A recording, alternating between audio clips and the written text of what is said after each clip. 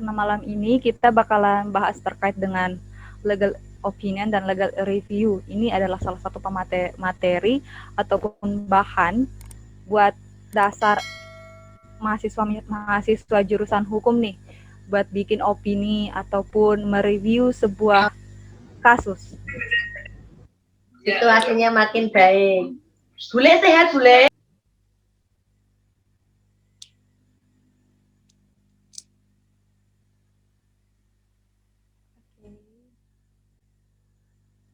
Ini saya lihat pesertanya bukan cuma dari kalangan mahasiswa ya, ada dari kalangan mungkin sudah melalui fase mahasiswa juga bergabung dengan kita pada malam hari ini. Wow, luar biasa ya untuk kegiatan yang diselenggarakan oleh mahasiswa hukum Unsulbar, legislasi, lembaga penulisan karya ilmiah hukum. Ini kegiatannya sangat bermanfaat buat teman-teman, apalagi untuk yang berkonsentrasi di prodi hukum nantinya.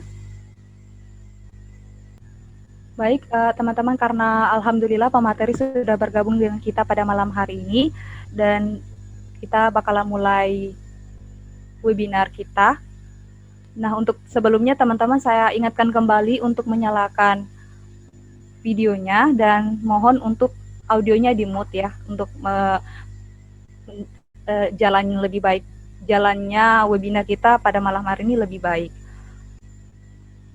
Baik, Assalamualaikum warahmatullahi wabarakatuh. Selamat malam untuk Waalaikumsalam warahmatullahi wabarakatuh. Ya, selamat malam untuk kita semua. Salam sejahtera. Semoga senantiasa kita tetap dilindungi oleh Allah Subhanahu wa taala. Dan salam juga kepada Nabiullah Muhammad sallallahu alaihi wasallam. Nah, pada malam hari ini kita bertemu kembali di webinar jilid kedua, kegiatan yang diselenggarakan oleh Lembaga Legislasi, Lembaga Penulisan Karya Ilmiah oleh mahasiswa Ilmu Hukum Universitas Sulawesi Barat. Ini adalah kegiatan yang berjilid-jilid atau kegiatannya berlangsung selama beberapa minggu ke depan. Itu sudah dimulai dari minggu lalu oleh jilid pertama. Nah, pada malam hari ini kita akan membahas terkait dengan materi legal review dan legal opinion yang akan dibawakan oleh pemateri yang luar biasa, Kanda Muhammad Solihin, yang merupakan salah satu aktivis hukum. Sedikit untuk mengefisienkan waktu, kita bakalan langsung masuk ke materi ya teman-teman. Namun izinkan saya untuk membacakan sedikit CV beliau. Beliau merupakan salah satu advokat atau konsultan hukum di bawah Perhimpunan Advokat Indonesia atau PERADI yang berpusat di Jakarta. Selain aktif sebagai advokat, beliau juga merupakan majelis dari Lembaga Bantuan Hukum Pimpinan Pusat Muhammadiyah dan juga Satgas Advokasi PP Pemuda Muhammadiyah. Ya, Beliau juga aktif di organisasi Asian Law Student Association. Selama ini beliau memiliki pendidikan yang pertama dari Islamic Boarding School of Al-Ikhlas yang berada di Campalagian, Polman. Jadi beliau adalah anak Sulbar. Beliau lulusan S1 Fakultas Hukum Universitas Hasanuddin, S2 dari program Pasca Sarjana Ilmu Hukum Unhas juga. Lalu melanjutkan pendidikan khusus profesi advokat di PERADI.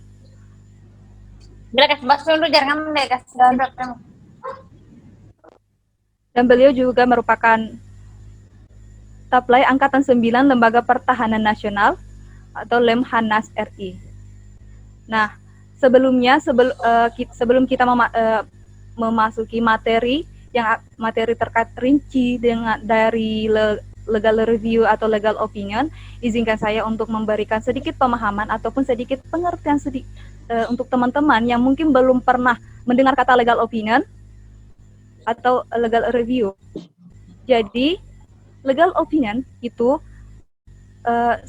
sepemahaman saya selama saya mengenyam pendidikan ilmu hukum di Universitas Sulawesi Barat adalah sebuah gagasan atau argumentasi yang kita buat terhadap sebuah kasus atau isu yang terjadi. Baik itu terkait dengan teori ataupun praktiknya. Sedangkan legal review adalah sebuah review atau semacam ulasan terkait dengan kasus yang terjadi di Indonesia. Itu sedikit pengertian ataupun pengantar dari saya untuk lebih jelasnya dan lebih rincinya bagaimana membuat sebuah legal review atau legal opinion dan bagaimana sebenarnya legal opinion dan legal review yang ideal itu akan dibahas lebih lanjut oleh pemateri kita. Nah, kepada Kanda Muhammad Solihin, kami persilahkan.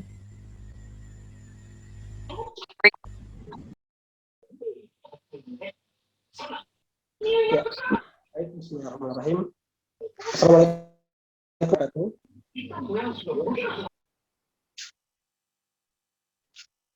Alhamdulillahirabbil alamin wa bihi nasta'inu ala umri dunya waddin. Wassalatu wassalamu ala asyrafil anbiya'i wal mursalin wa ala alihi wa sahbihi ajma'in, amma ba'd. Puji syukur kita panjatkan kehadirat Allah Subhanahu wa taala karena dengan rahmat dan hidayahnya kita bisa berkumpul di forum kali ini bersama teman-teman semua para pemerhati hukum. Ya. Tadi siang saya komunikasi dengan penyelenggara ini yang hadir dari berbagai kampus ya, dari berbagai kampus, dari berbagai latar belakang organisasi, bahkan dari berbagai daerah. Saya lihat ada dari kampus Universitas Sriwijaya, ya, ada dari Yogyakarta, bahkan ada yang dari Jakarta juga. Nah, inilah salah satu manfaat dari pengembangan media sosial yang kemudian membuat kita bisa lebih mudah berinteraksi sesama para pegiat hukum dimanapun kita berada tanpa terbatas, tanpa terkendala waktu dan zona tertentu. Baik, perkenalkan saya Muhammad Solihin. Saya malam hari ini diminta untuk yang lebih tepatnya sharing ya. Tepatnya kita sharing terkait legal opinion atau pendapat hukum yang tentunya nanti diharapkan bisa memberi manfaat buat kita semua, lebih mengasah cara berpikir kita, cara kita melihat suatu fakta hukum sehingga menjadi suatu pandangan yang baik, ya, yang benar, yang tentunya berbasis pada suatu fakta, di mana fakta ini menjadi satu-satunya basis ya, yang menjadi tolak ukur dari baik atau benar tidaknya suatu pendapat hukum itu sendiri. Tadi saya sudah mengirim slide materi kepada panitia. Minta tolong panitia bisa dibantu untuk ditampilkan.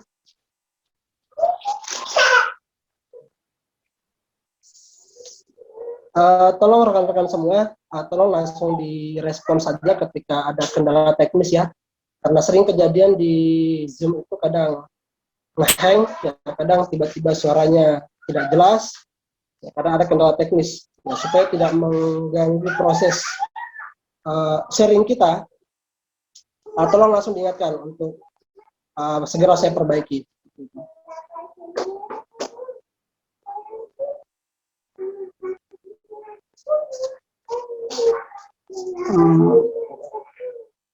Panitia bisa dibantu untuk menampilkan slide-nya. Bagaimana panitia? Sudah bisa ditampilkan?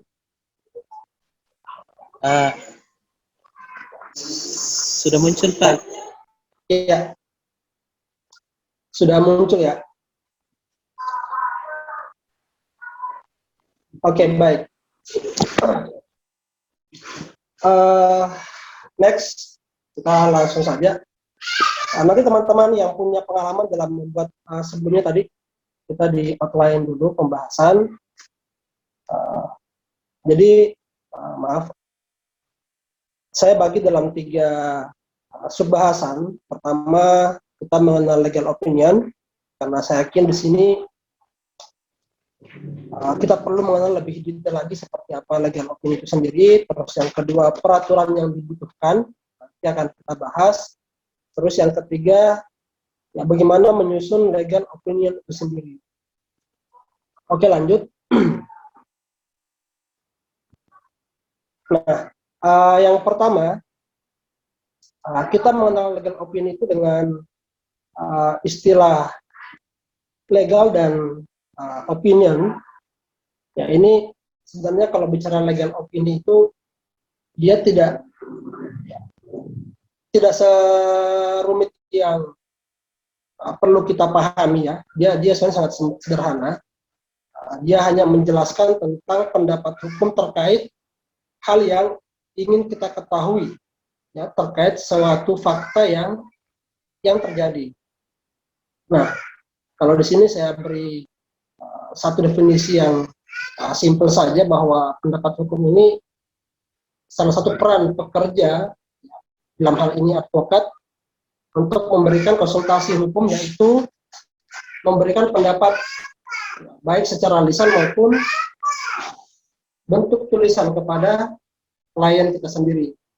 Nah, kalau teman-teman mahasiswa pernah mengikuti kompetisi legal opinion, nah di sana akan bisa melihat seperti apa kemudian suatu pendapat hukum itu bisa dilihat dari seorang yang memberikan jasa hukum terhadap kliennya.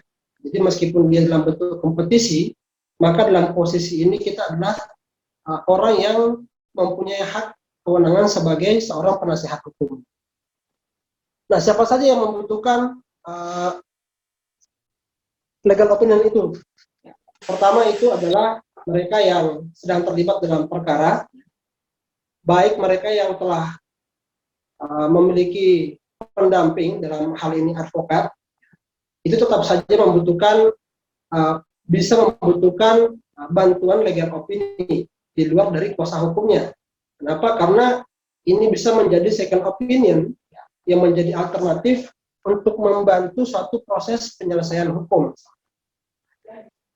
Terus di sini yang paling banyak, khususnya yang saya gandrung ya, saya lebih fokus saat ini di korporat ya, di perusahaan, ya, utamanya di sini pelaku bisnis, nah, itu yang ingin membuka atau mengembangkan suatu usaha yang dijalaninya. Ini sangat membutuhkan yang namanya pandangan atau pendapat hukum. Kenapa? Karena dalam mengembangkan usaha, ya banyak hal yang kemudian bisa menjadi masalah di kemudian hari ketika pelaku bisnis atau usaha sendiri tidak mengetahui apa konsekuensi yang akan ditimbulkan dari suatu tindakan atau keputusan bisnis dari sebuah korporasi yang tidak bersesuaian dengan suatu peraturan yang ada. Dalam hal ini aturan-aturan yang berkaitan dengan sistem usaha dan sebagainya. Next.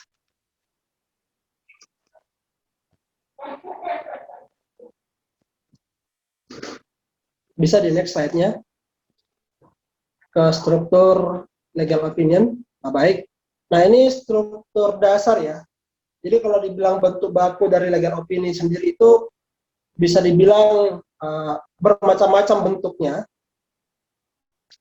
Ya, untuk strukturnya itu bermacam-macam, tapi semuanya ya hampir mengarah kepada bentuk dasar seperti ini. Ya, semuanya hampir berdasar pada bentuk yang paling mendasar di slide teman-teman yang saya tampilkan. Yang pertama itu adalah fakta yang ada.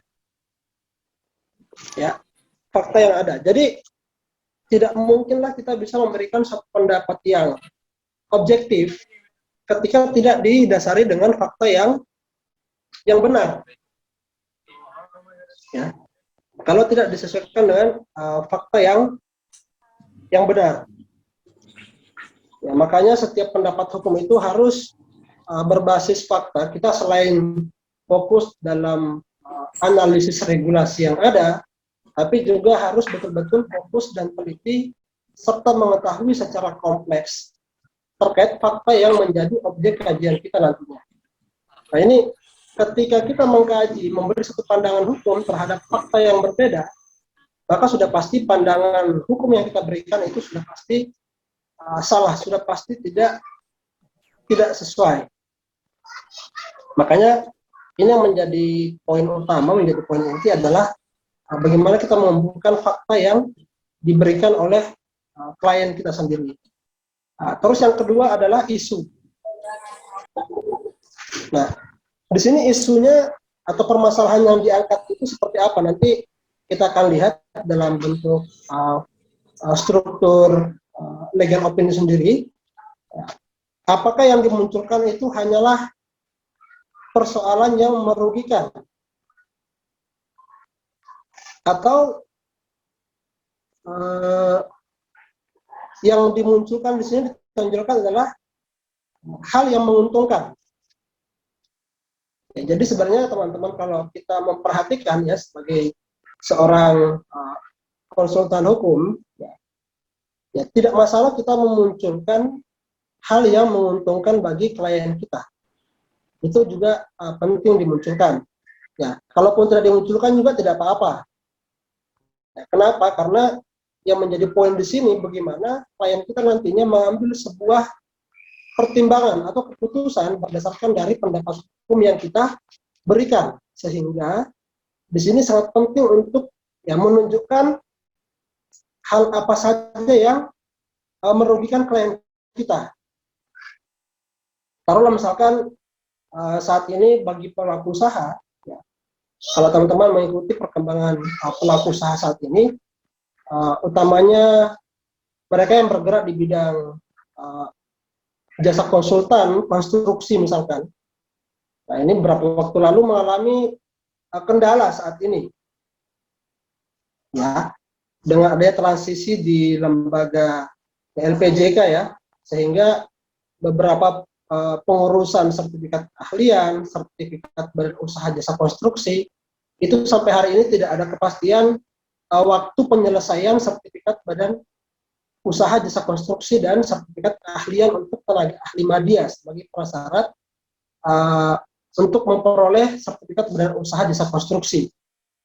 Ya, sehingga perlu dilihat, perlu dicermati bagaimana konsekuensinya terhadap bagi pelaku usaha yang bergerak di bidang jasa konsultan konstruksi seperti itu. Nah, bagaimana regulasinya, apa yang dibutuhkan, seperti apa, jangan sampai kemudian pelaku usaha dengan bangganya mengikuti satu proyek tender dan sebagainya, memasukkan dalam meeting tekanan di perusahaan bahwa kita punya opportunity yang sangat besar, tapi ternyata dalam aspek legalitas mereka tidak memenuhi syarat legalitas yang pada akhirnya nanti dia akan terkendala untuk mengikuti tender misalkan. Nah itu perlu, itu sangat perlu. Makanya para pelaku bisnis ini sangat membutuhkan bantuan dari para konsultan hukum untuk memberikan suatu pendapat hukum yang benar, yang berbasis kepada fakta, realitas yang dihadapi oleh perusahaan. Nah, itu. Terus yang ketiga adalah regulation atau peraturan. Itu harus diteliti dengan maksimal, tidak kemudian kita asal menggunakan peraturan yang ada. Waktu saat dulu kuliah di Unhas itu, saya bersyukur ya teman-teman, karena ketika saya masih di bangku S1, saya sangat menggandrungi yang namanya aktivitas penulisan karya ilmiah, sampai akhirnya saya mendirikan salah satu lembaga penalaran dan penulisan karya ilmiah di fakultas bersama rekan-rekan saya. Nah, sehingga dalam pengalaman mengikuti kompetisi karya ilmiah, akhirnya banyak inspirasi, banyak hal-hal teknis ya yang taktis sangat membantu saya dalam memperoleh atau menemukan suatu regulasi yang saya butuhkan. Yaitu ada berbagai macam cara sehingga kita tidak kesulitan untuk mencari regulasi yang ada. Tapi saya kira saat ini semakin mudah lah ya dengan perkembangan berbagai macam portal website yang menyediakan layanan konsultasi hukum itu sangat membantu baik untuk pengusaha ataupun bahkan praktisi hukum itu sendiri. Itu sangat terbantu juga. Jadi kita ini meskipun advokat juga sangat terbantu dengan media-media website yang tersedia. Bukan berarti saya melarang teman-teman menggunakan blogspot misalkan, karena ada juga kadang kita tidak menemukan di website resmi, tapi ada di blogspot malah. Nah ini teman-teman perlu juga menghargai setiap karya portal yang tersedia di media virtual karena sangat banyak informasi. Kenapa? Karena saya melihat dengan perkembangan teknologi ini ya, bisa dikatakan ini adalah masa matinya para pakar seperti itu. Karena semua orang menjadi pakar di media sosial, di media virtual.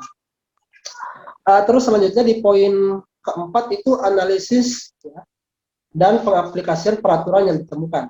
Nah setelah ditemukan peraturannya maka diaplikasikan dalam analisis kita, yang dimana analisis itu berdasarkan fakta yang ada. Ya, nanti kasusnya seperti apa atau fakta peristiwanya seperti apa itu tergantung dari masing-masing fenomena yang disajikan oleh klien kita. Terus yang terakhir adalah conclusion atau kesimpulan. Nah, dari struktur seperti ini sebenarnya ya ini sangat-sangat mendasar ya. Kita bisa menyebutnya FIREC ya. Ini sangat dasar. Masih banyak variasi legal opinion yang sebenarnya berkembang. Ada yang memasukkan unsur executive summary misalnya. Ada juga yang biasa memasukkan executive summary atau ringkasan eksekutif. Kenapa dimasukkan executive summary? Kenapa? Karena klien kita ini teman-teman harus tahu ya, tidak usah kita sok-sok menggunakan istilah yang sulit, keren, yang akhirnya membuat klien kita itu bingung. Ini kesalahan berpikir dalam membuat legal opinion, ya kan nanti teman-teman tidak dipanggil lagi sama kliennya. Bukannya saya semakin dimudahkan, keren sih tulisannya, menggunakan istilah-istilah yang sulit, tapi kliennya ini bingung. Ini apa yang ditulis? Kayak diktat misalkan. Nah ini perlu teman-teman ketahui bahwa klien kita ini adalah orang yang mempunyai pengetahuan hukum yang terbatas. Mereka butuh solusi, mereka butuh pandangan, bukan rentetan tulisan yang justru membuat mereka bingung. Begitu. Makanya kadang ada yang memasukkan executive summary, ringkasan yang membuat mereka paham apa alur dari pendapat hukum yang dituliskan oleh si advokat tersebut. Ya, seperti itu. Nanti lebih panjang kita melihat bagaimana bentuk wujud dari legal opinion sendiri. Saya masukkan salah satu contoh nantinya. Lanjut.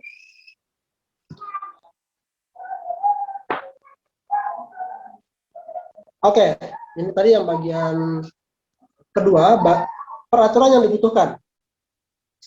Jadi teman-teman perlu detail karena ini juga menjadi pisau analisa.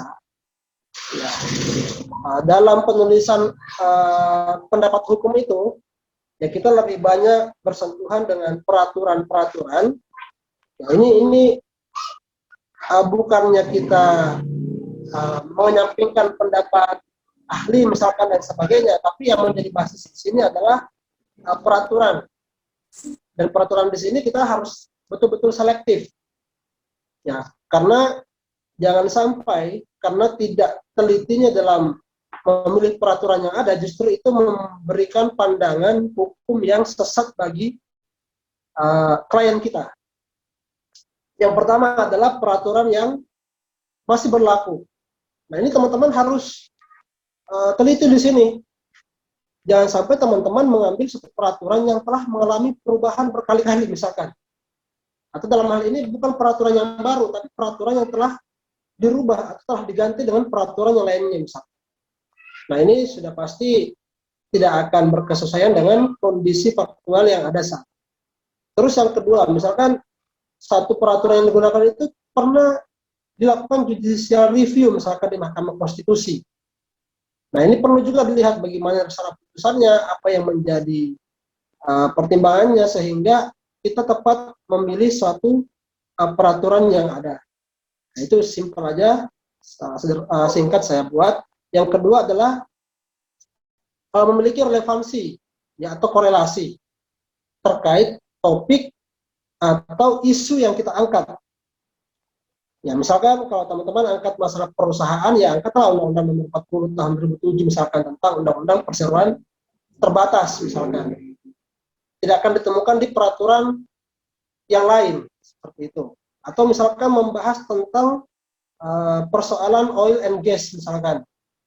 Karena menyangkut bisnis yang bergerak di bidang migas. Itu pasti Anda tidak temukan pembahasannya di Undang-Undang Agraria misalkan.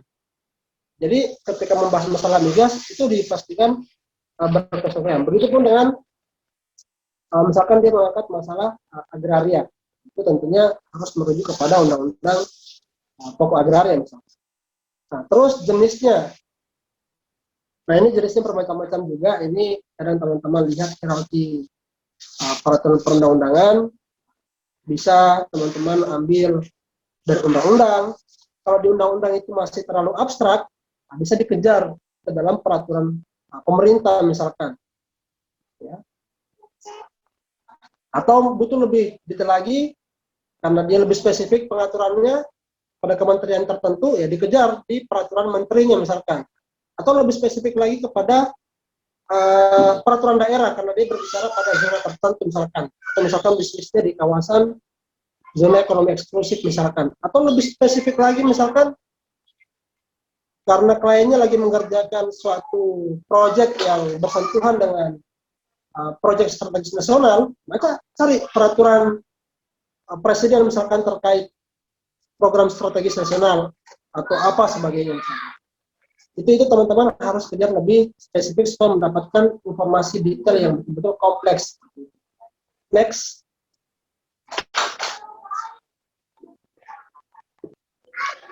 Nah, menyusun legal opinion. Nah, ini saya coba munculkan ya satu contoh legal opinion yang sederhana lah untuk dijadikan satu role model. Nah, nanti teman-teman bisa melihat untuk penyusunan legal opinion itu, ya pertama di atas itu dimulai dengan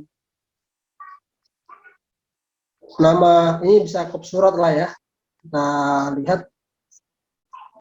terus diikuti dengan nomor ya, kadang-kadang menggunakan nomor surat, ada juga yang tidak, terus di sisi kanan kita tuliskan tanggalnya atau waktu kapan pendapat kita itu dibuat, terus di bawah itu lagi ada dituliskan badan hukum ya, PTX. Nah, ini adalah klien kita yang berkepentingan untuk memperoleh atau meminta pendapat hukum kita. Terus di bawahnya itu adalah nama direktur atau head of legalnya sendiri misalkan.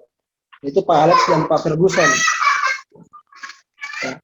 Terus selanjutnya hal ini menyangkut tentang seputar apa yang menjadi pokok pembahasan kita yang dibutuhkan oleh klien kita. Ya taruhlah di sini saya angkat misalkan legal opinion atas kerugian yang dialami oleh PT tertentu, perusahaan terbatas misalkan. Atau ya banyak macam-macam lah. Teman-teman bisa mengangkat misalkan upaya merger perusahaan apa dengan PT apa misalkan, proses jual beli antara X dan Y misalkan, ya macam-macam lah hal yang bisa dibuatkan pandangan hukum ya, itu dijadikan pertimbangan oleh klien dalam mengambil suatu langkah eksekusi terhadap keputusannya sendiri. Di bawahnya lagi, ya, dengan hormat, ini biasa kalau untuk pembuka ya, dimulai dengan ya, kami Yes and Partners atas nama Muhammad Solihin misalkan selaku konsultan hukum yang telah ditunjuk oleh PTX atau klien kita sendiri, atau bisa yang ditunjuk oleh Bapak Abdurrahman misalkan kalau memang klien kita ini adalah perorangan, misalkan yang telah ditunjuk oleh Ibu Reski misalkan, ya, bisa berdasarkan penunjukan nomor sekian pada tanggal 10 Juni tahun 2021 bersama ini dia menyampaikan opini hukum ya, terkait hal-hal yang dimaksud sebagai berikut. Nah, di sini yang menjadi poin garis besar atau highlight dari saya sendiri, teman-teman kan tahu bahwa klien yang datang ke lawyer itu macam-macam modelnya. Ada yang datang tiba-tiba ngajak kita untuk yang ngopi-ngopi lah. Taruhlah ngopi-ngopi di warkop Kanek Mamuju misalkan. Kita ngopi-ngopi, dia cerita, dia salah satu komisaris dari perusahaan, dengan dia berbicara, dia minta pandangan kita. Dia minta pandangan kita, akhirnya dengan berbekal cerita itu kita pulang dan membuat pendapat hukum. Nah, setelah pendapat hukum itu jadi, ya kita datang ke kantornya misalkan, ke PT Maju Mundur misalkan. Kita kasih pandangan hukum, tiba-tiba salah seorang komisaris atau direksi lainnya mengatakan, ini siapa yang minta pandangan seperti ini? Maka teman-teman, sebagai calon advokat nanti, atau yang saat ini masih berkuliah di Fakultas Hukum, yaitu hati-hati, jangan dengan modal cerita-cerita, tiba-tiba teman-teman membuat suatu pandangan hukum terhadap klien misalkan. Karena bisa jadi dia bukan satu-satunya pemegang kendali dalam perusahaan itu, sehingga yang betul kita gunakan adalah informasi atau pertanyaan yang dibuat secara resmi oleh pihak perusahaan kalau memang kliennya itu adalah perusahaan. Terus fakta-fakta yang kita peroleh nantinya itu betul-betul harus yang bersumber dari klien kita sendiri. Jangan kita membuat sebuah asumsi, kita berspekulasi membuat isu-isu yang baru yang itu di luar dari kehendak yang diinginkan oleh klien kita. Oke, next. Nah, ini yang saya katakan tadi, ringkasan eksekutif. Nah, di sini bisa misalkan perjanjian yang dilakukan, ini ringkasan eksekutif, ya isinya ini adalah pemadatan materi, betul-betul dia berbicara poin inti dari pandangan hukum kita. Sehingga dengan membaca ringkasan eksekutif ini, klien kita sudah tahu arah dari pandangan hukum kita sendiri. Misalkan, perjanjian jual beli apa begitu misalkan, yang dilakukan oleh PT X dengan PT Y tidak mengikat PT X misalkan. Jadi PT X dan PT Y ini melakukan perjanjian misalkan jual beli, ternyata perjanjiannya itu atau kontraknya tidak mengikat, sehingga PT Z yang merupakan salah satu pemegang saham di PT X itu mengajukan upaya hukum atas kerugian yang ditimbulkan atau yang diderita karenanya dari perjanjian antara PT X dan Y, karena dia tidak mengikat misalkan cacat hukum misalkan, maka ini merugikan PT Z misalkan, maka PT Z ini dapat mengajukan upaya hukum. Nah, itu sudah kelihatan isi dari pandangan hukumnya. Terus yang kedua misalkan Tuan F atau siapalah namanya kan, ini sebagai perseorangan bertanggung jawab secara pribadi atas kerugian yang dialami PT Z selaku pemegang saham dari PT S sendiri karena melakukan tindakan di luar dari wewenang misalkan atau ultravirus, ya, serta telah melakukan kelalaian dalam menjalankan tindakan di luar wewenang, menjalankan tugasnya. Itu sangat tegas.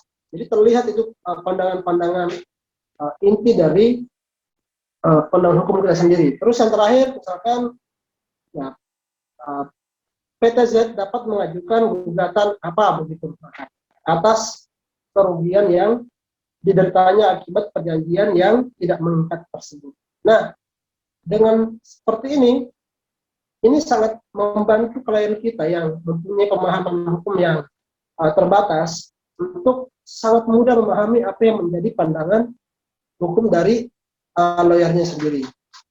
Nah, barulah kita masuk ke bagian B, yaitu latar belakang. Nah, di latar belakang ini teman-teman nanti bisa kembangkan. Latar belakang itu misalkan PTX merupakan BUMN, PTY misalkan merupakan perusahaan bergerak di bidang apa, misalkan PTZ merupakan salah satu perusahaan BUMN yang merupakan salah satu pemegang saham di PTX. Nah, itu dijelaskan di situ di latar belakang. Nah, terus fakta peristiwanya itu pada tanggal 7 Juli misalkan tahun 2010 PTX membuat perjanjian jual beli dengan yang dilakukan oleh PTX dan PTY misalkan. Itu faktanya nanti bisa dikembangkan sesuai dengan kronologis yang disampaikan oleh klien kita. Terus yang kelima, perjanjian jual beli ini berakhir pada tanggal sekian misalkan. Itu silakan ditambahkan urutan kronologis peristiwanya. Karena ini menjadi basis nantinya untuk membuat isu atau permasalahan yang akan kita urai nantinya. Nah, terus bagian C itu permasalahan. Nah, permasalahannya itu pertama bagaimana keabsahan. Ini mulai mempertanyakan. Jadi teman-teman coba simpan dulu, jangan dulu diperhatikan eksekutif summary-nya. Karena itu ibaratnya hal yang di akhir, eksekutif summary itu adalah hasil akhir yang dimunculkan di awal. Nama juga ringkasan dari seluruh pandangan hukum kita. Jadi permasalahannya bagaimana keabsahan perjanjian jual beli yang dilakukan PT X dengan PT Y misalkan. Serta kerugian apa yang ditimbulkan atau diakibatkan karenanya. Terus yang kedua, siapa yang bertanggung jawab? Tentunya dicari dong. Siapa yang bertanggung jawab misalkan. Terus apa upaya hukum yang dapat dilakukan? Ya PTZ ya, nama ini. Atau PTX misalkan bisa juga kalau memang klien kita ya, sebagai salah satu pemegang saham. Nah, maaf ya, itu di situ PTZ yang di poin 3 itu. Nah, terus teman-teman bisa nanti menambahkan lagi isu apa yang kira-kira menjadi objek yang pas untuk kita berikan pandangan terhadap klien kita. Next. Bagian D, dokumen atau peraturan yang digunakan. Di sini bisa misalkan karena tadi kita menyangkut masalah perjanjian, topiknya teman-teman gunakanlah undang-undang hukum perdata misalkan.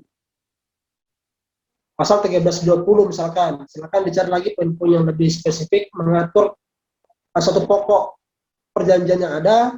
Nah, terus bisa menggunakan undang-undang nomor 40 tahun 2007 misalkan ya, tentang perseroan terbatas karena ini menyangkut perjanjian antar perseroan. Undang-undang apa lagi, peraturan menteri misalkan, atau peraturan kepala badan apa misalkan, atau karena ini menyangkut BUMN, peraturan tentang BUMN misalkan, ya silakan dikembangkan, diteliti. Dengan ketentuan yang tadi di awal saya sampaikan, dipastikan dengan valid bahwa peraturan yang kita gunakan itu masih berlaku, ya. Dia ada korelasinya, tidak mencocokkan tanpa mengetahui esensi atau material dari peraturan yang kita gunakan. Nah, terus bagian E yaitu opini hukum. Ini menjadi inti ya. Ya kalau teman-teman di dunia mahasiswa itu kalau mengikuti kompetisi legal opinion, ini yang menjadi pokok di sini. Karena inilah analisa kita, di sinilah diletakkan analisa kita sebenarnya. Di situ saya kasih kalimat setelah mempelajari dokumen-dokumen yang secara tegas ya, menyangkut dengan kejadian hukum. Ya, kejadian hukum apa misalkan jual beli tadi apa dan PT apa, dengan mempertimbangkan waktu, keadaan, kejadian yang telah terjadi dalam peristiwa ini misalkan, maka kami memberikan pendapat dari segi hukum sebagai berikut. Ya, pertama, misalkan perjanjian jual beli PT ini dan PT ini tidak mengikat serta menimbulkan kerugian bagi perseroan. Nah, silakan di situ diuraikan. Kenapa bisa menimbulkan kerugian? Kenapa tidak sah misalkan? Atau kenapa dan kenapa seperti itu? Nanti teman-teman buat pandangan di situ. Terus yang kedua berdasarkan pasal undang-undang PT misalkan, direksi wajib misalkan melalui persetujuan pemegang saham dalam mengambil tindakan misalkan. Itu bisa dilihat nanti di undang-undang PT misalkan terkait kewenangan direksi dan pemegang saham misalkan. Kenapa sampai direksinya tiba-tiba mengambil keputusan di luar sepengetahuan pemegang saham misalkan, atau komisaris misalkan. Kenapa tiba-tiba ada RUPS, rapat pemegang saham, tanpa dihadiri oleh pemegang saham lainnya misalkan. Atau bagaimana sebagainya, teman-teman bisa mengembangkan nanti. Ya, itu simpelnya. Terus F itu kesimpulan. Nah, kesimpulan di sini jangan panjang-panjang lagi, jangan lagi mengulang pembahasan di atas, tapi dipadatkan di sini menjadi poin-poin yang bisa merangkum hasil dari pandangan hukum kita. Maaf, saya kembali dari ke atas untuk opini hukumnya ya. Coba kembali ke belakang tadi, izin operator. Nah, di sini ya, latar belakang ya tadi ya, atau di sini bisa disebut juga kasus posisi misalkan, rentetannya di sini. Di sini juga kadang yang di poin B ya, latar belakang, itu kadang juga saya menggunakan yang bentuknya narasi.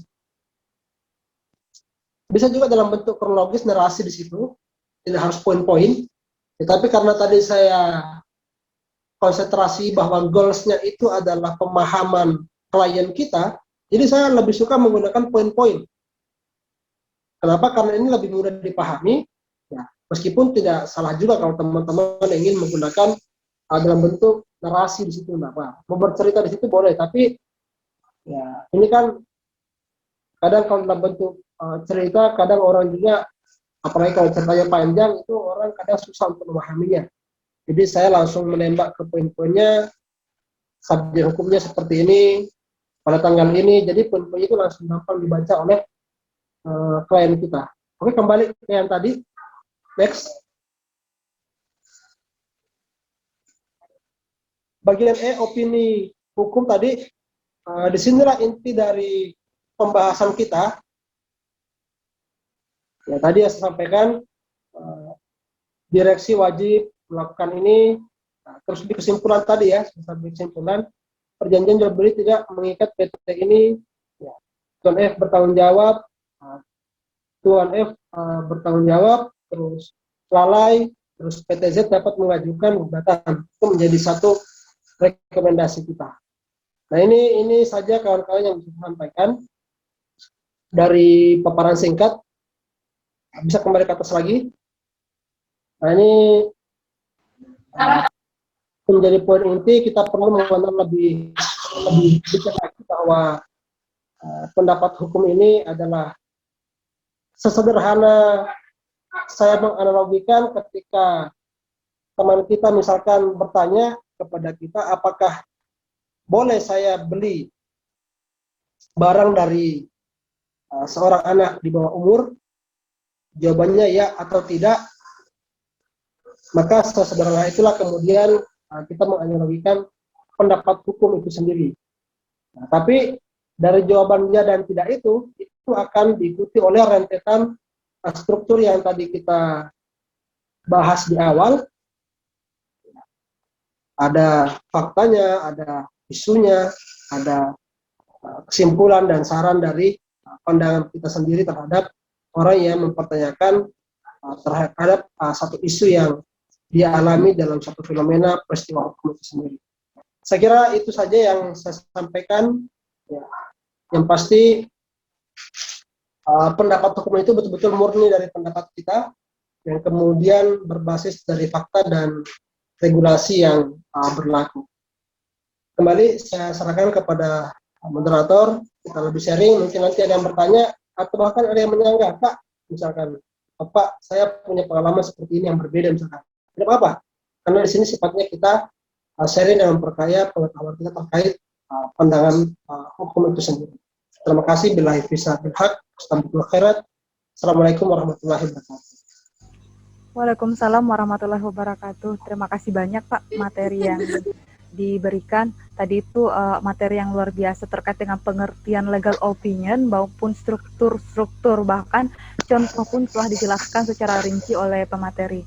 Nah, untuk sesi pertama ini kami persilakan kepada teman-teman penanya untuk 2 pertanyaan terlebih dahulu. Nah, sekarang kita sudah dapat 2 penanya. Nah, selanjutnya akan kita lanjut ke sesi kedua ya. Nanti teman-teman yang ingin bertanya lagi di sesi kedua silahkan. Nah, untuk pertama silahkan atas nama Ranawati, dipersilahkan.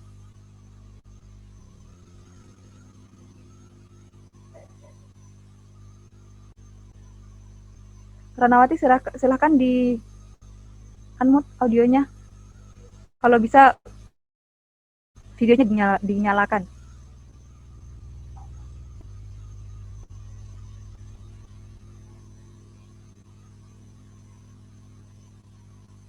Oke, Ranawati.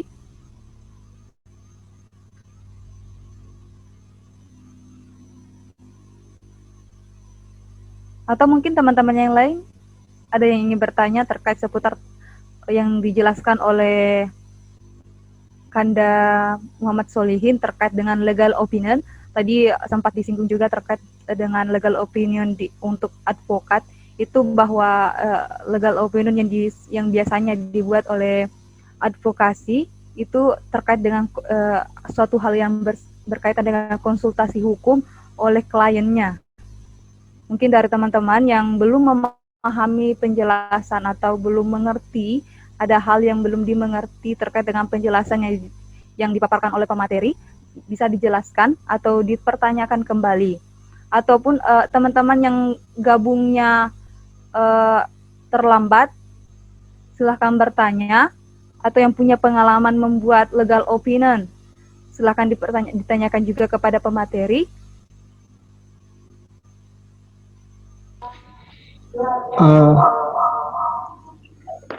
Izin moderator. Iya Pak.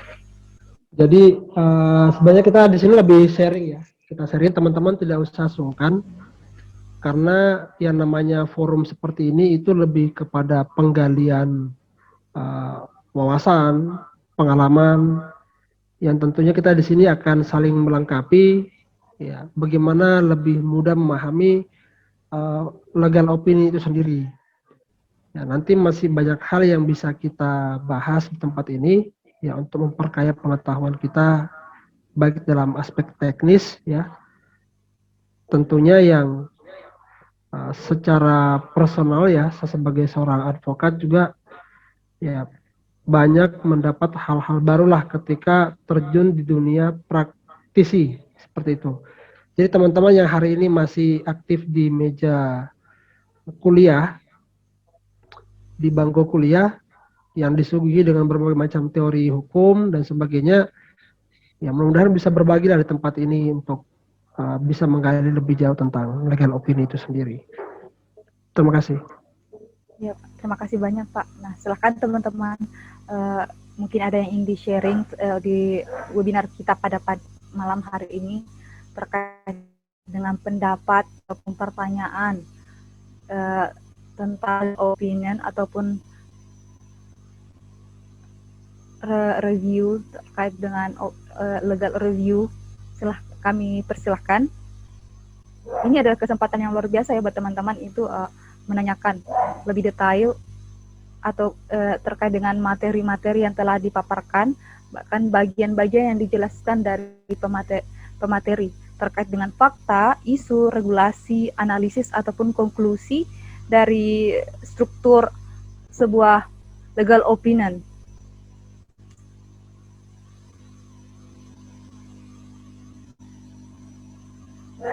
Ayo teman-teman silahkan ditanyakan.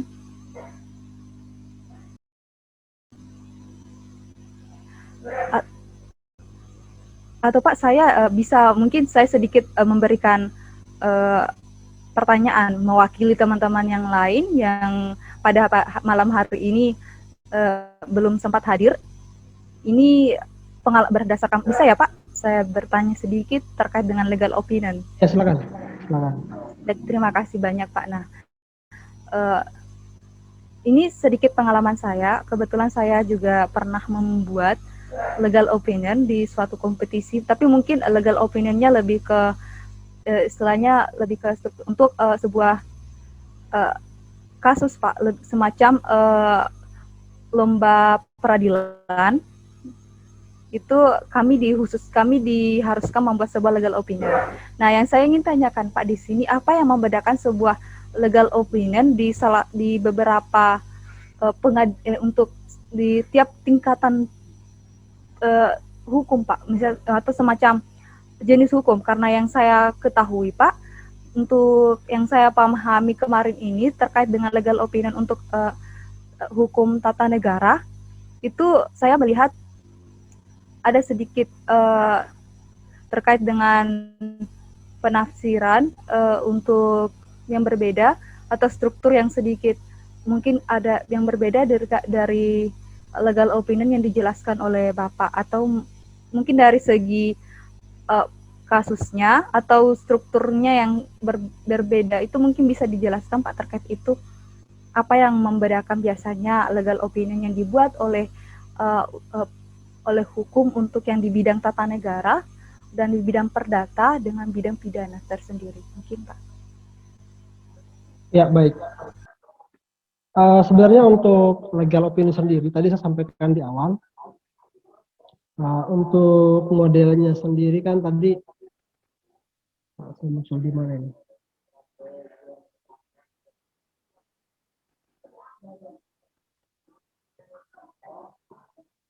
Sebenarnya untuk modelnya itu tadi standar ya, yang sampaikan di awal. Untuk di slide bisa dimunculkan tadi slide strukturnya. Nah, sebenarnya itu tidak terlepas dari sini yang FIRAC tadi ya, FIRAC. Ada fakta, ada isu, ada regulasi, analisis, application, dan conclusion. Sebenarnya semua berputar pada hal seperti itu. Nah, mau dia di pidana, perdata, ataupun di tata negara. Bahkan kalau teman-teman lihat, ya justru saya tertarik melihat teman-teman yang aktif di kompetisi legal opinion, kalau pernah ikut ya, itu kan kadang teman-teman mahasiswa itu masih canggung, ini gimana menulis legal opinionnya? Apakah ada duplikasi di sini, misalkan ada plagiat, ya kan? Itu yang menarik sebenarnya untuk ditanyakan.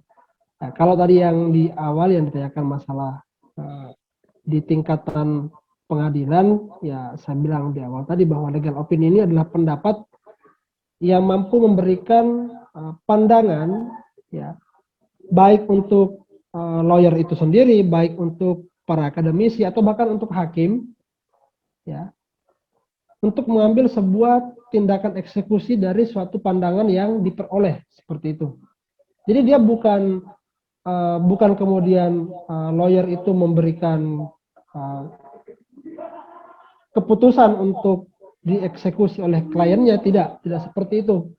Tapi justru klien sendiri yang mengambil pandangan dari legal opinion itu sendiri yang dibuat oleh lawyernya sendiri, di mana nanti klien ini yang memutuskan apakah dia akan mengeksekusi dari pandangan hukum tersebut atau tidak. Ya, seperti itu untuk jawaban saya. Baik, terima kasih Pak jawabannya. Kalau boleh Pak, mungkin sedikit tips untuk teman-teman mahasiswa dalam bagaimana sebenarnya sih untuk memulai, apa yang harus mahasiswa siapkan terlebih dahulu untuk membuat sebuah legal opinion. Mungkin ada tips-tips yang bisa diberikan oleh kepada mahasiswa yang untuk memudahkan Pak dalam membuat sebuah legal opinion yang sederhana. Iya. Jadi kalau untuk pengalaman, sebenarnya kalau saya sendiri, kata Tan Malaka itu terbentur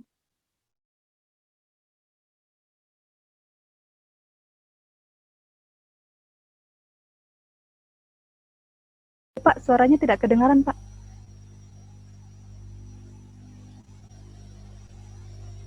Halo, Pak. Oh ya.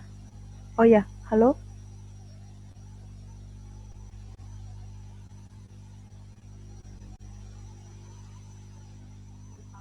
Oh ya. Ale, oke. Halo, Iya, Pak. Halo. terdengar ya? Iya, Pak. Jadi saya katakan tadi di awal, tidak ada tips yang lebih baik kecuali mencoba ya. Jadi saya juga pertama kali membuat legal opini itu ya bisa dibilang hancur lah. Bahkan apapun yang saya mulai di awal itu tidak ada yang tiba-tiba langsung bagus.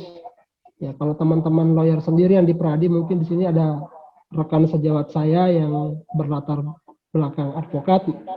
Saya lihat juga mungkin ada senior saya juga di sini yang sudah lebih dulu berkecimpung di advokat. Saya yakin mereka sepakat di awal kali ya bergelut di dunia profesi advokat, ya pasti kita berangkat dari minimnya pengetahuan. Tapi karena kita yakin, ya, terikat dengan kode etik, mau tidak mau harus mengikuti aturan main. Ya, akhirnya dengan kebiasaan itu, dengan intensitas pengalaman yang dilakukan, maka dengan sendirinya ya akan terbentuk suatu cara pandang yang benar, suatu struktur penulisan yang baik, ya, suatu analisa yang kritis dan tentunya memberikan suatu pencerahan bagi klien kita sendiri. Jadi yang perlu diperbaiki di situ adalah prinsip dasar dalam membuat pandangan hukum. Ya, bukan berarti kita memenuhi seluruh keinginan klien kita, tapi kita menyodorkan sesuatu yang bersifat objektif. Bagaimana bisa objektif? Ya, dengan cara melihat fakta yang sebenar-benarnya. Ya, kalau teman-teman lihat dalam satu proses persidangan, seorang hakim itu mengambil sebuah keputusan berdasarkan fakta persidangan ditambah dengan keyakinan hakim. Nah itu, karena dia tidak akan bisa mengambil sebuah keputusan ketika tidak mengikuti secara utuh, dalam artian literatur dari proses persidangan itu sendiri, itu akan kesulitan hakimnya untuk mengambil sebuah keputusan. Makanya fakta ini sangat penting dalam suatu pembuatan pendapat hukum atau legal opinion itu sendiri. Ya tadi pesan saya untuk teman-teman mahasiswa di Unsulbar ini bukan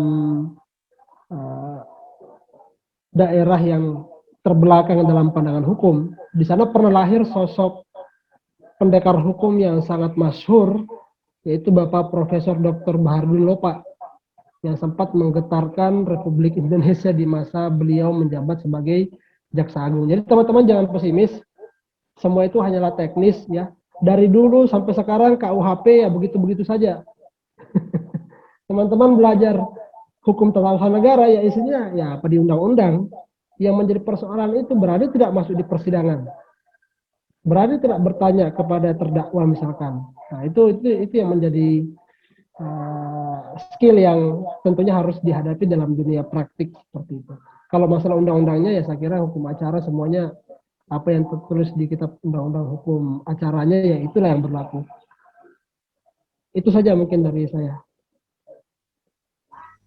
Oh iya, Pak. Terima kasih banyak. Ini Pak ada pertanyaan di room chat atas nama Nurman Rifai, mungkin bisa dijawab. Saya bacakan ya Pak. Atas nama Nurman Rifai bertanya Pak, apakah legal opinion dapat dituntut di kemudian hari apabila merugikan klien? Mungkin bisa dijawab Pak. Ya, baik, sebenarnya legal opinion ini tidak menjadi tanggung jawab advokat ketika teman-teman membuat disclaimer ya. Jadi dia bisa dibuatkan disclaimer, apakah dia bisa menjadi hal yang kemudian hari bisa dituntut. Ya, kalau tidak salah saya belum punya pengalaman untuk melakukan ya begini ya, maksudnya kalau tidak salah pernah juga ada seorang lawyer yang mengasuransikan pendapat hukumnya Ya, tapi saya belum sampai kepada tahap itu. Ya, ketika seorang lawyer itu diminta untuk mempertanggungjawabkan, ya kita kembali ke motif awal tadi bahwa pendapat hukum itu bukanlah sesuatu yang sifatnya mengikat bagi klien kita. Jadi kalau kita di awal tidak menjanjikan kepada klien kita terhadap pandangan tersebut bahwa dengan mengikuti pandangan ini maka Anda akan terlepas dari persoalan-persoalan yang ada. Ya, dengan adanya disclaimer itu maka tidak ada pertanggungjawaban dari seorang advokat terhadap apa yang menjadi pandangan hukumnya. Kenapa? Karena memang dalam kode etik kita seorang advokat itu tidak bisa menjanjikan sesuatu yang tidak pasti kepada kliennya sendiri. Seperti itu. Jadi ketika ada advokat yang menjanjikan ya baik di legal opinion ataupun dalam sebuah pendampingan kasus, dia menjanjikan bahwa inilah yang paling benar, kita akan menang dengan pandangan seperti ini, ya maka itu sudah mendahului, padahal yang berlaku itu adalah peradilan itu kemudian dikatakan benar ketika sudah ada putusan yang kemudian diambil oleh hakim seperti itu. Jadi seorang penasihat hukum, konsultan hukum tidak boleh memberikan sesuatu yang sifatnya menjanjikan hanya karena berharap di-hire oleh kliennya, maka dia memberikan janji-janji palsu terhadap kliennya bahwa semua yang dia berikan itu pandangannya akan membuat dia menang dalam suatu perkara misalnya. Itu tidak dibenarkan, maka ya ini sudah bisa dipersoalkan baik di komisi etik atau sebagainya, itu bisa dipersoalkan juga seperti itu. Itu aja, terima kasih. Ya, Pak. Baik, ini ada atas nama Dodi Pak yang raise hand. Mungkin Dodi silakan, ada yang ditanyakan.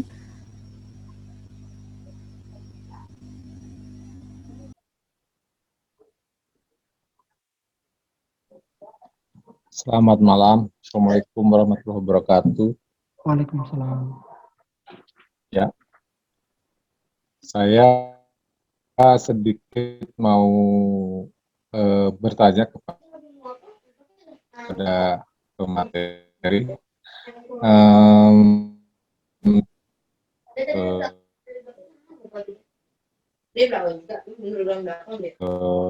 Proses pengadaan badal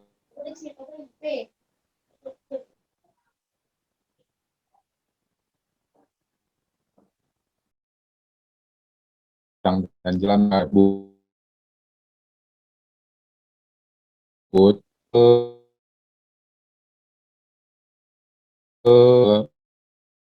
langsung mengena karena di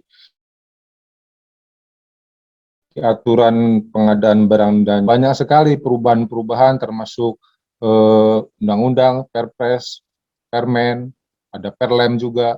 Nah, mungkin barangkali ada tips dari Bapak tadi selaku pemateri. Terima kasih. Assalamualaikum warahmatullahi wabarakatuh.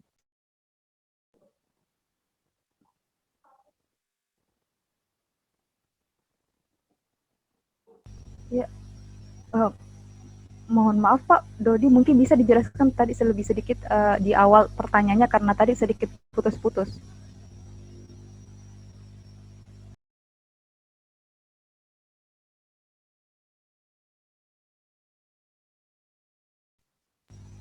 Baik, Mbak. Sudah jelas, Mbak. Halo? Ya, mungkin bisa ya. Ya, pokoknya inti yang mau saya tanyakan terkait masalah masa sanggah untuk sebuah proses lelang. Tips untuk aturan atau yang tadi di poin D itu, apakah ada tips tertentu untuk sebagai aturan yang akan dituangkan nanti di dalam pendapat hukum tersebut, Pak. Begitu mungkin kurang lebihnya. Terima kasih. Oh ya, terima kasih pertanyaannya. Mungkin Bapak pemateri bisa langsung dijawab pertanyaan dari Mas Dodi.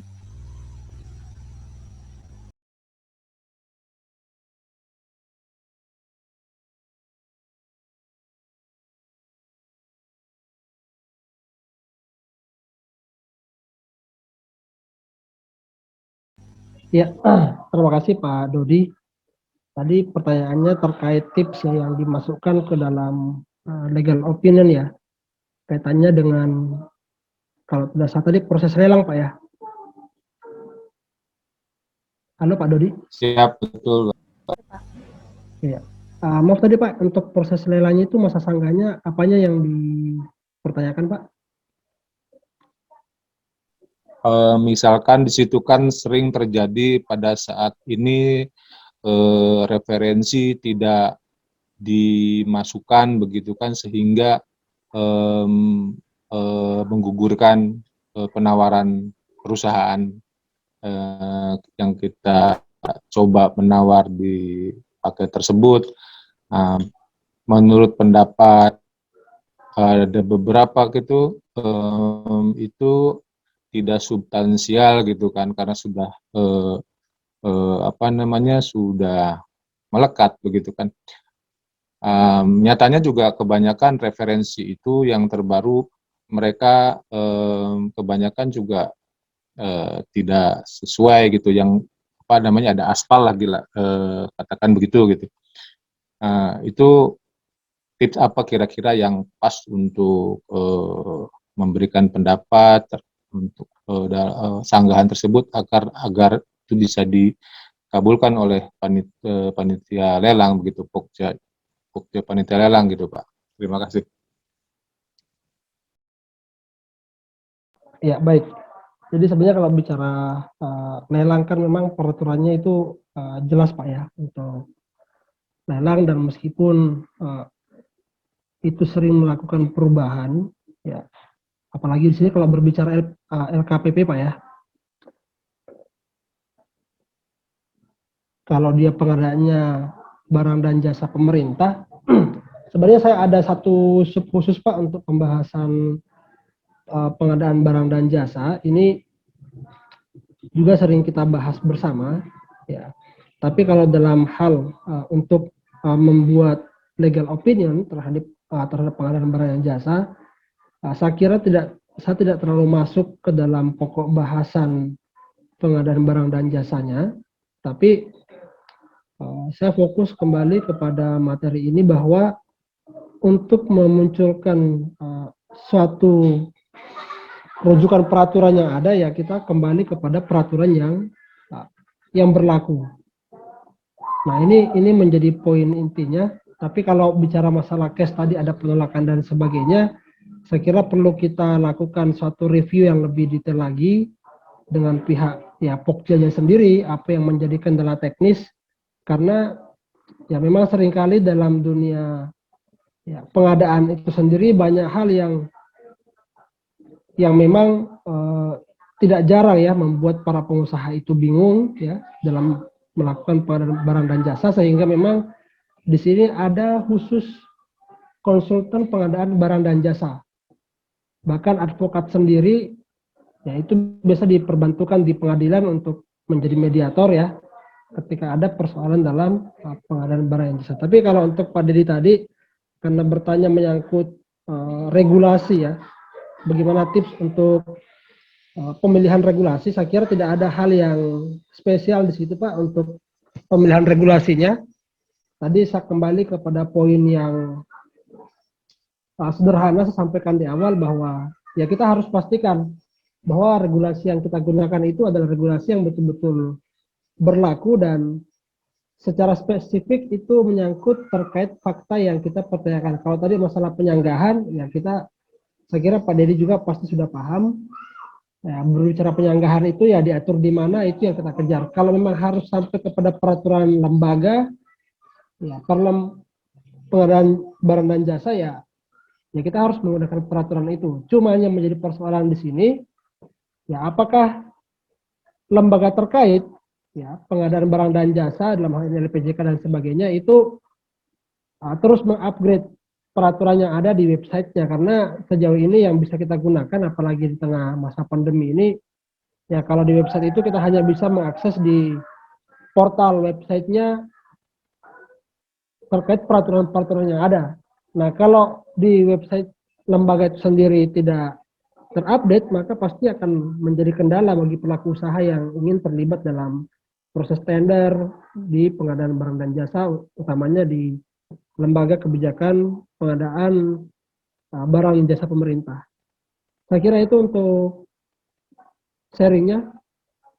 Ya, mungkin Pak Dodi Baik, masih. terima kasih Pak Materi. Terima kasih Pak Dodi. Terima kasih atas pencerahannya. Baik, pertanyaan selanjutnya oleh UJB Winarno yang sudah raise hand dari tadi, silahkan. Ini pertanyaan ketiga ya untuk peserta. Halo, selamat malam. Terima kasih host atas waktunya. Begini, pertanyaan saya tujukan ke Bapak Muhammad Solihin sebagai pemberi materi. Jadi begini Pak, untuk pengacara baru yang baru terjun di dalam ranah hukum begitu, untuk personal brandingnya itu apakah ada trik khusus Pak agar personal brandingnya ini tepat sasaran? Mengingat kayak legal opinion, ketika kita personal brandingnya bagus, itu akan mengalir ke kita. Dan orang percaya tentang image kita dan mempercayakan legal opinion dari kita. Begitu Pak, saya minta sarannya. Terima kasih.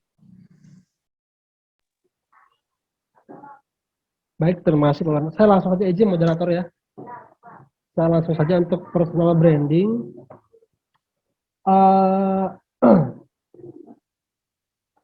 Untuk personal branding ya, sebenarnya saya kira kita tidak menutup mata. Di Republik ini sangat banyak ya lawyer-lawyer yang bisa dibilang sering muncul di permukaan ya, dengan berbagai macam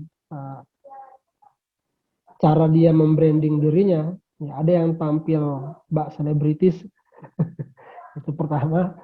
Izin Pak Winarno, saya kira Pak Winarno ini sudah sangat paham sebenarnya. Saya curiga Pak Winarno ini juga senior lawyer juga ini kayaknya. Baik, tidak apa-apa. Jadi saya sepakat tadi yang menjadi personal branding kalau saya pribadi, kita tidak perlu berbicara dalam skop yang terlalu luas ya, karena saya percaya setiap sesuatu itu ketika kita mulai otomatis berangkat dari bawah. Kalaupun ada yang instan tiba-tiba langsung muncul di puncak, saya yakin pondasinya perlu diteliti lagi apakah betul-betul kokoh apa tidak. Ya, sepengalaman saya sendiri Pak Winarno, satu hal yang menjadi anomali dalam dunia advokat saat ini, ketika kita berbicara integritas, ya kan? Kalau kita lihat kemarin perbincangan di sidang di DPR terkait pembahasan undang-undang advokat, nah itu rekan kita sendiri yang dari advokat itu berteriak di DPR bahwa advokat ini sudah bisa dibilang kayak maklar, ya, mengantarkan amplop dari pengusaha satu ke pengusaha lain misalkan, atau bahkan ke hakim misalkan. Ya, sehingga saya mencoba untuk menarik satu kesimpulan bahwa memang hukum dasar yang menjadi prinsip universal, di mana kejujuran itu menjadi satu nilai yang tidak terbatas dalam dunia profesi apapun, tidak terlepas dari dunia advokat sendiri. Nah, saya sendiri yang kemudian fokus di dunia corporate ya, melihat bahwa memang yang menjadi kepuasan klien kita itu ketika dia memperoleh suatu pandangan dari kita yang tentunya didasari dengan prinsip atau motif yang objektif, jujur, ya, objektif. Kenapa? Karena sebenarnya klien kita sendiri tidak menghendaki sesuatu yang membuat mereka senang begitu. Maksud saya seperti ini. Klien kita juga tidak mengharapkan suatu iming-iming yang ujungnya itu tidak memberi mereka solusi. Mereka tidak mengharapkan suatu iming-iming yang pada akhirnya membuat mereka celaka, seperti itu. Betapa banyak kasus di Jakarta yang terjadi yang melibatkan advokat yang tenar namanya, hampir seluruh mahasiswa hukum mengetahuinya, tapi tiba-tiba itu langsung nyungsep bahasanya ya, langsung jatuh ke dalam, bisa dibilang selokan begitu. Ya, sehingga saya kira ya sudah pastilah ketika advokat itu mampu menjaga integritas, ya kita kenallah sosok Bapak Bapak Adnan Buyung Nasution, siapa yang tidak kenal integritas beliau, itu sampai hari ini masih disegani oleh para rekan-rekan sejawat kita di profesi advokat. Kalau di kejaksaan tadi ada Pak Prof. Bahardin Lopa, ya hal-hal seperti ini yang kemudian akan mampu mengangkat ya branding kita. Ya, branding di sini mungkin saja tidak harus tenar seperti yang kita yang sering kita lihat di televisi dan sebagainya, tapi lebih kepada suatu nilai yang membuat kita lebih istimewa di kalangan advokat, baik di internal sesama advokat sendiri, ya ataupun bagi klien yang kemudian selalu merindukan suatu pendampingan hukum yang objektif seperti itu. Saya kira itu Pak Winarno. Jadi kalau saya sendiri tidak ada yang menjadi tips istimewa ya. Ketika seorang advokat mencoba bermain api, maka besar peluang dia akan terbakar.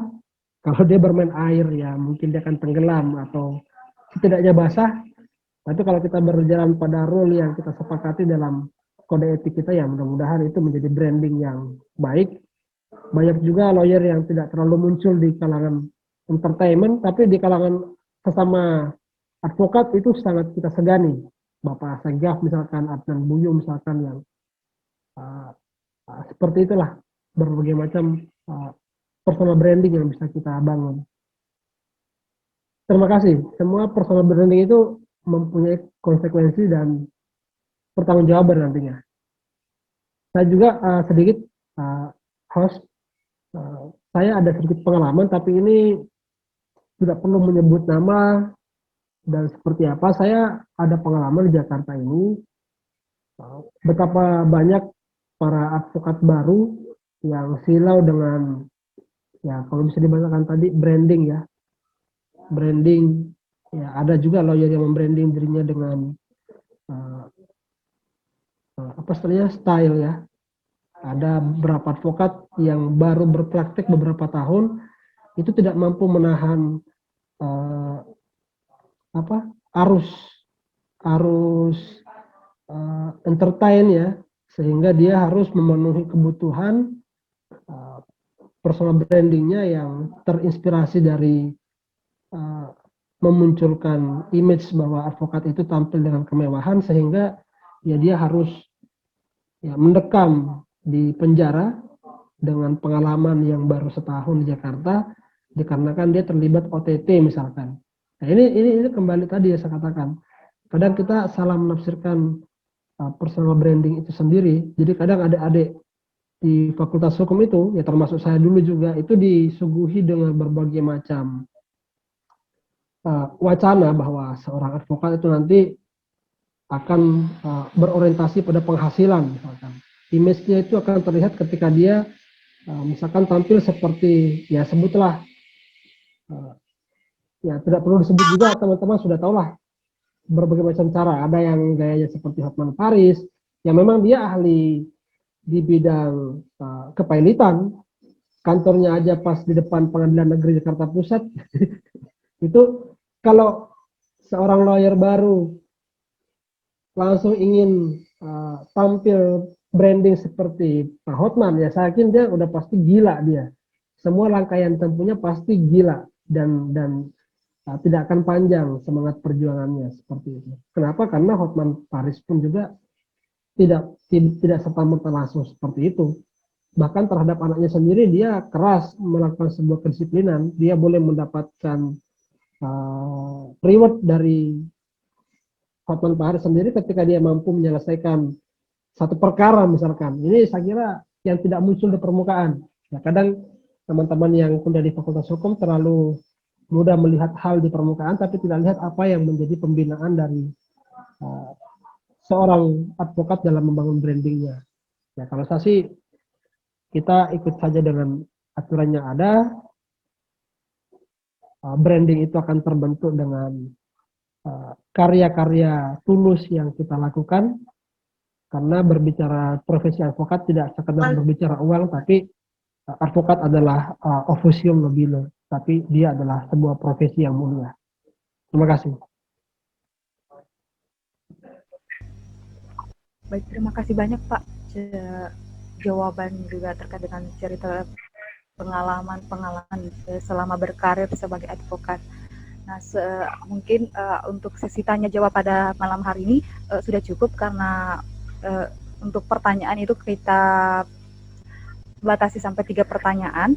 Nah, untuk sebelum menutup diskusi kita malam hari ini, mungkin ada sedikit kesan pesan dari Bapak Muhammad Solihin terkait dengan profesi advokasi ataupun dengan teman-teman mahasiswa, bagaimana harapannya untuk agar mereka itu segera punya niat untuk memulai belajar membuat legal opinion, ataupun dari rekan-rekan seprofesi advokat yang juga menjadi peserta pada malam hari ini, harapan untuk teman-teman seperjuangannya Pak, atau seprofesinya Pak, mungkin juga bisa.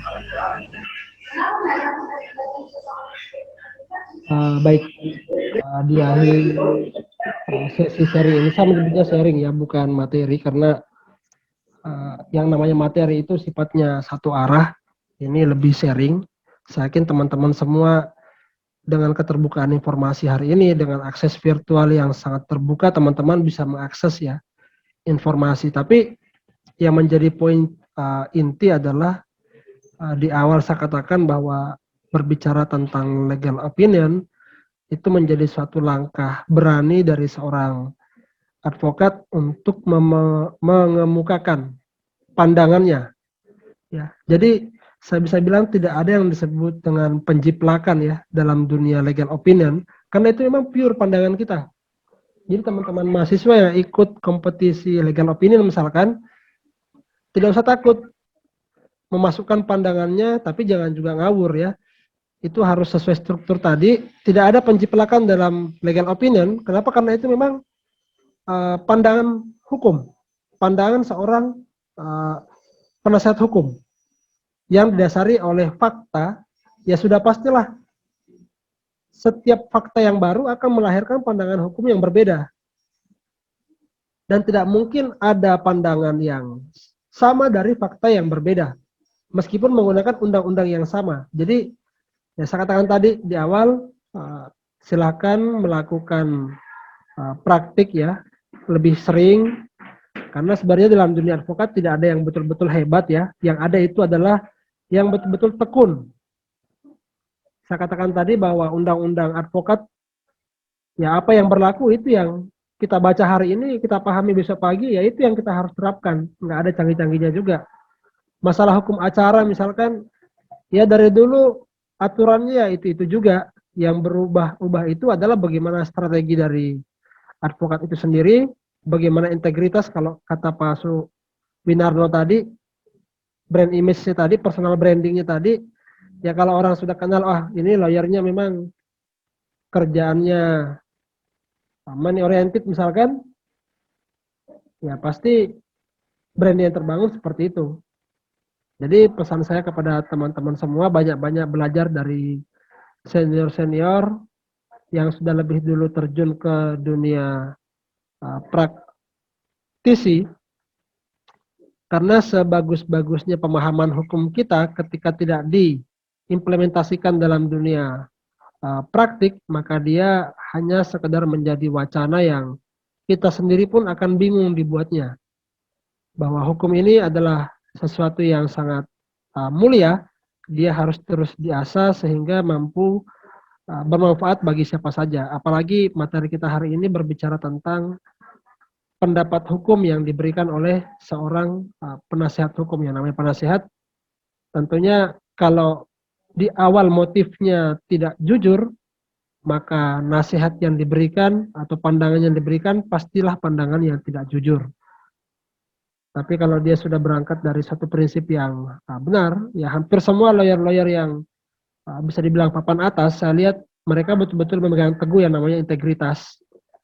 Ya. Tapi kalau yang ecek-ecek, ya saya kira beda, sangat beda kelasnya. Saya melihat pengalaman dari kantor ke kantor, saya pernah bersentuhan dengan Bapak Todong Mulia Lubis, bahwa mereka itu sangat menjaga suatu nilai-nilai dasar. Ya, bertemu lagi dengan Pak Abraham Samad yang juga pernah aktif di dunia advokat, itu juga berbicara masalah integritas, dan hampir semua lawyer yang betul-betul memiliki kelas yang tinggi itu berbicara tentang nilai. Ya, masalah pilihan seperti apa, ya saya kira teman-teman di bangku kuliah hari ini ya perbanyaklah, perbaiki motif di awal, nilai-nilai dasar, ya satu nilai luhur yang diberikan oleh Bapak Prof. Baharudin Lopa itu menjadi satu bekal awal bagi mahasiswa Fakultas Hukum Unsulbar dan teman-teman para pegiat hukum di seluruh Indonesia. Terima kasih dari saya. Billahi fissabil haq, fastabiqul khairat. Assalamualaikum warahmatullahi wabarakatuh.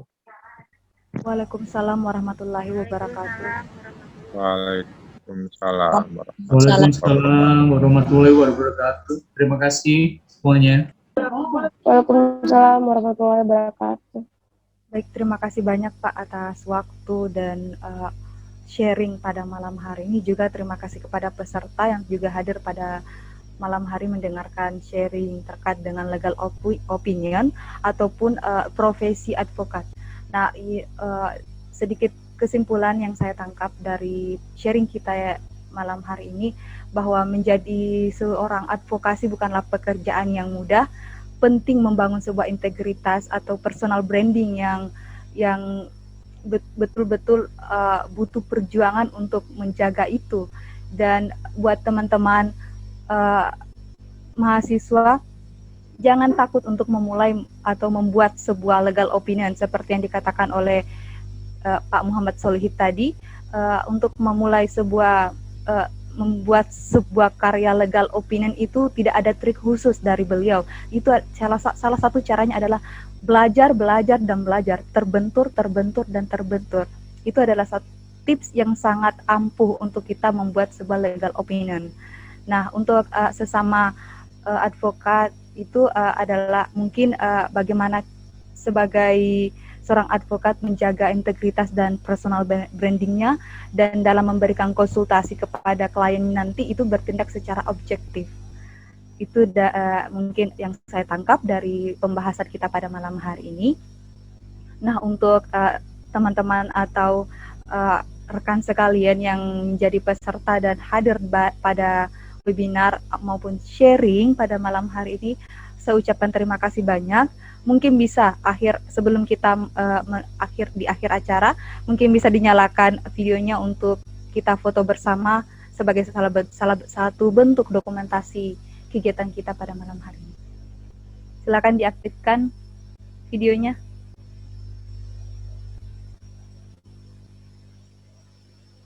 Untuk slide pertama, mungkin Pak mohon maaf Pak, Bapak Muhammad Solihin mungkin bisa sedikit sudah menyala. Saya tadi fokusnya ke akun yang satunya. Oke. Baik, saya hitung ya. 1, 2.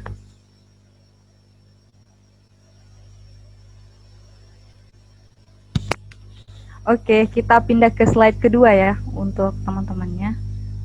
Silakan untuk slide kedua dinyalakan videonya. Saya hitung 1, 2.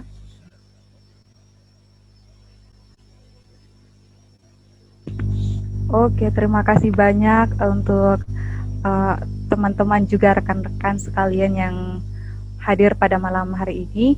Sebuah ilmu yang sangat bermanfaat. Semoga nanti kedepannya buat teman-teman mahasiswa yang ingin berkecimpung di advokasi, jangan lupa untuk terus belajar dan menjaga personal brandingnya. Sekian dari kami panitia. Billahi fasibilil haq, wastabiqul khairat. Assalamualaikum warahmatullahi wabarakatuh. Waalaikumsalam warahmatullahi wabarakatuh. Pak Dodi gimana, Pak? kasih, Mbak. Waalaikumsalam warahmatullahi wabarakatuh. Ya, Pak Winarno. Hey, Pak Dodi. Salam sehat ya. Ya, salam sehat kembali. Pak Winarno, Pak Dodi di mana, Pak? Ya, Kami rekan di Jogja, jadi Oh, di Jogja. Sudah bisa kita. iya dari Jogja. Nah. Ya, terima kasih buat hari ini semuanya. Salam sehat, tetap prokes. terima kasih atas ilmu yang diberikannya. Semoga barokah bermanfaat untuk kita semua. Amin. Amin, amin. Amin, amin, ya Allah, amin. Oke, saya izin live group ya. Amin, Terima kasih. amin ya Rabbal Alamin Terima ya kasih. Allah. Ya, di Jogja baru hampir jam setengah 9, mungkin di sana udah setengah 10 ya. Selamat beristirahat, akhir pekan.